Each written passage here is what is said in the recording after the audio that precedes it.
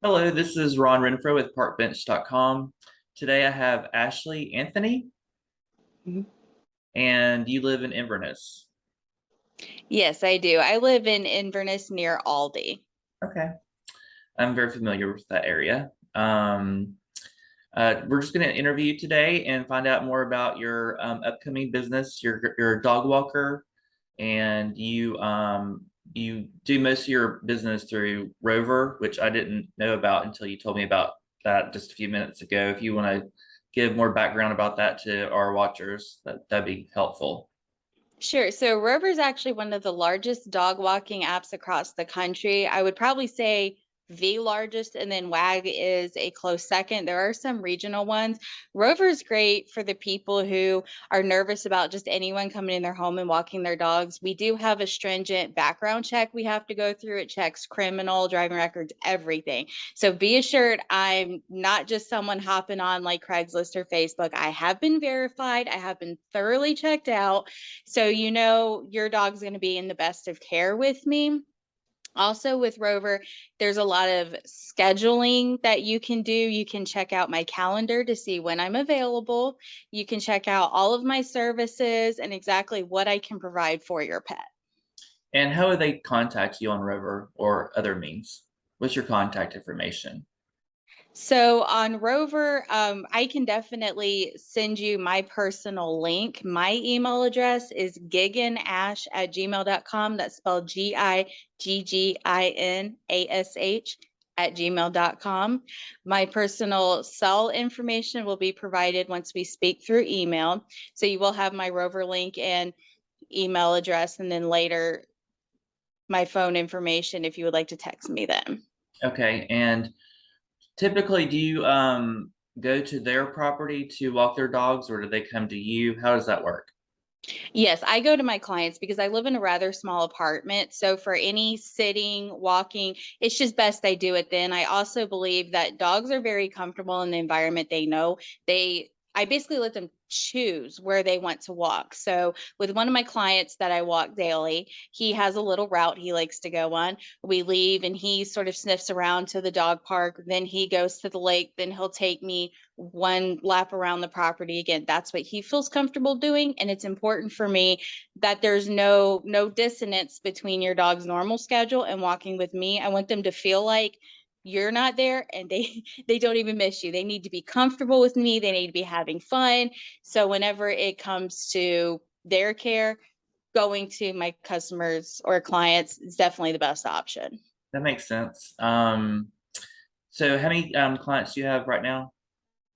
I have four regulars, and then I have some who just contact me as needed. What are the pricing strategies for Rover? I mean, how does that work out? So Rover, I'm not sure how much they charge the clients, but they do take 20% of my earnings. So I'm assuming it's probably another 20% for them. That's why it's important for me to try to get them off of the app so that we're just both not constantly losing more money than we need to. And is it commonplace for them to tip you? It's not necessarily common, but it is appreciated. Do your customers ask if if that's the norm, or how do you incorporate that in the conversation? Or is it just like they just do it at their own goodwill? I do not ask for tips. I am a DoorDash and Uber Eats driver. So many times they have a set amount of tips on there that they already set, and sometimes they'll give me more in cash or they'll up the tips afterwards. I do not believe in asking for tips because my pay and just being around your wonderful dogs is enough for me. But if you feel like, especially around the holidays, giving me a little extra, that's always appreciated. It's just not in good manners, I believe, to sit there and go, Yeah. tip, you know.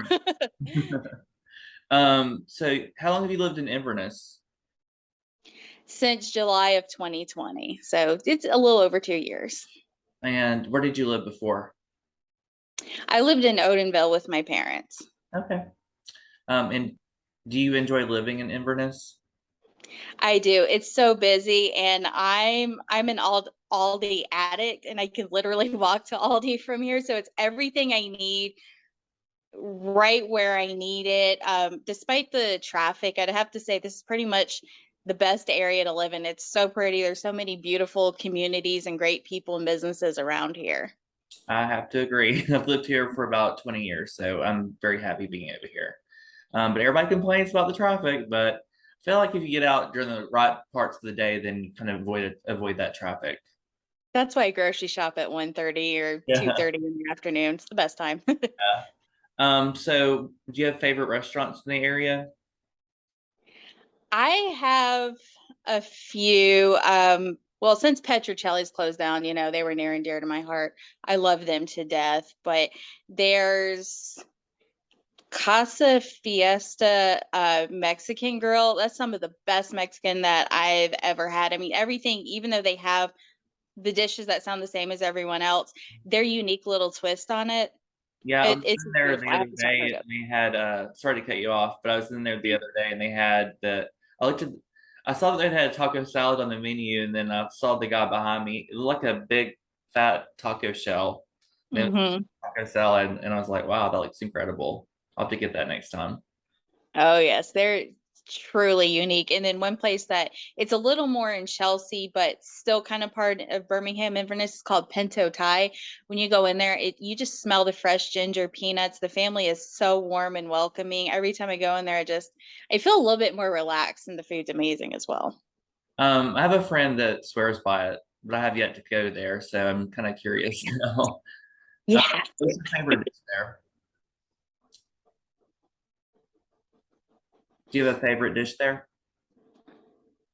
I don't, because I'm one of those people. There are some places I go where I only go for that one thing, Uh, and that's the kind of place I have to try something new every single time. Our favorite Chinese place up in Moody is the same way. I have to every single time. I love everything that I try there.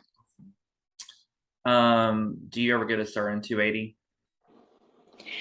I haven't tried it yet. I've been meaning to. That's somewhere I've wanted to try with other people. I've heard a lot of great things, and I pick up from there a lot for DoorDash, Uber Eats. They're always slammed. Just like, oh, I've been the going traffic. for a long time. I would like to hear after you go to Sir 280 and compare it with Pinto Thai to let me know which one's better or what do you think about it. And I'll have to do the same. Let's see what some other good questions I can ask you. Let's see. You're originally from Odenville, correct? I was actually from Virginia Beach. I came down here when I was a teenager, and then we kind of moved around a little. Then lived with my parents, and I just moved down to 280 by myself. So Awesome. been around. What is something most people don't know about your business? I enjoy the more psychological aspect of dog walking because a lot of people try to do this and they're just one of those, they're talking on their cell phone the entire time. They have the dog on the leash and the dog, there's a big disconnect. There's no control, there's no intuition. I leave my cell phone in the home. I leave everything in the home except for the keys. It's just me and the dog. I'm watching them. I'm talking to them.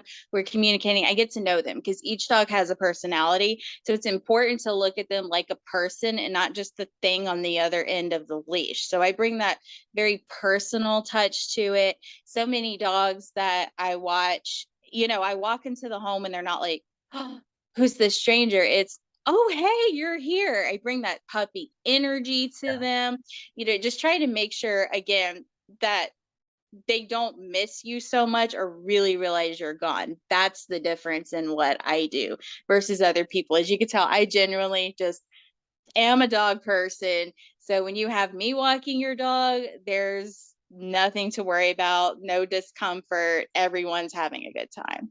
So are you like strictly just a dog walker or that do you like house sit with it or do you like is it including feeding and all that? I do house sit, and I actually have one client. She has a dog and the cat. The cat lives just in the basement. She's very antisocial. I just go down there, feed her, and that's pretty much it. I don't do much with cats because I've never had them. I'm not opposed to feeding or watching them, but I don't know a lot of their signs, what to look for. So I mostly work with dogs, and with the sitting, yes, I do have one client. I will give her three or four, depending on what she needs, 45-minute to an hour visits. I feed both the dog and the cat. I give the dog medicine, play, we're walking, just basically anything she needs. Okay, cool. What are some odd requests you've gotten from clients? I haven't really received any odd ones yet. Most of my clients, it's pretty much just straightforward walking. I would have to say the only odd thing or pet peeve is their sense of timing. A lot of people are very last minute, so they'll try to book me just hours before and they don't realize I have other clients. I have my own doctor's dentist appointment, so that'd probably be the only odd thing is don't try to ask for an appointment 4 hours before if you Yeah, can. okay. I'd appreciate that. Mhm. Let's see. What are your goals over the next year? I want to try to be independent and rely only on my dog walking and the business I'm trying to start, get off these other gig apps because I love doing this. People, it makes a difference in their lives and they love it. So between doing all that, getting a house with my partner, those are my goals for hopefully less than a year. Um, in the future, is there maybe a plan to have employees underneath you, or are you just thinking about you running the business and you doing it yourself, and that's as big as you want, your business to be? I have considered employees. I really just enjoy walking all the dogs myself. But if I end up getting a lot of clients who say, we love what your business has to offer, other people such as myself who do gig app work, they're physically able to do it. They can provide the same loving attention that I do, then sure, I would love to have them underneath me. But it will not just be anyone turning it into another service. They're going to have to promise they look at those pets as your fur babies because that's how I see them. Right. And we have a family dog, so it's going to be rigorous for me to try to find somebody to provide my same level of care. That makes sense. Let's see here. What were the factors that made you choose Inverness to live in? I love the proximity to everywhere I go to, TJ Maxx, Aldi, my doctors are down here. Then of course I'm in my early 30s, so the hustle bustle of everything. I can go somewhere to eat at 10 a.m. or 10 p.m. many times. It's just a great environment. And then where I live in my complex, it feels so removed, but you go 0.2 miles down the road and there's 280. So I just have the best of all worlds, that sort of low energy suburban feel next to the high energy city feel. Right. Um, have you witnessed any significant changes since you moved here? I have in my driving.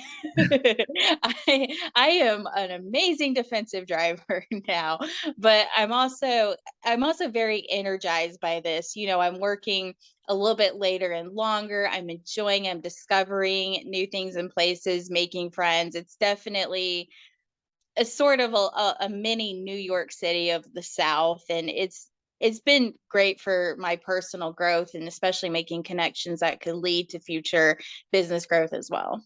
That's awesome. Um, what is something that most people don't know about you? Oh goodness, I'm pretty much an open book, but I love antiques, hand sewing. I'm so old fashioned with that sort of thing. My mother always jokes and says, if you could find a woman with an antebellum home that hasn't redecorated it in 100 years, and they left it to you, you'd be in heaven. And I was like, that sounds about right. With a few millennials, I'm a modern woman on the outside, but in here I'm Victorian. So Mhm. In the pre-interview, didn't you mention something about jarring or something? yes, I wanted to start a business that focused on canning and jarring, especially fruit or preserves that had a lot less sugar, sodium, other things in it.